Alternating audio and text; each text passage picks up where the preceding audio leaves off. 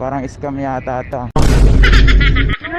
Hindi ko natawagan tsaka di nagre-reply sa chat.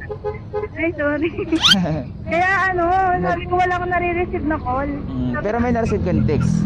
Hindi ko na-check eh. Ayun, binabantayan ko lang kasi yung call. Tapos nakita ko sa app. Nandito na. Ayun, lumabas na ako. Kala ko naligo ko pa eh. Pero matagal po kayo nag-antay? Hindi naman, saglit lang. Siguro mga 7 minutes ganun. At least nandun ka, di ba?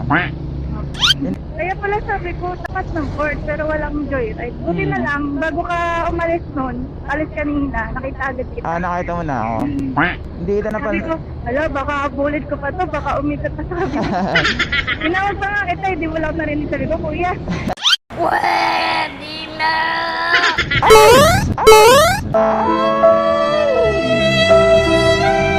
Oh no! Sorry ate. Okay na po. Tik na. Bigla kasi nag-pray na yung Yeah, boy. Pwede na!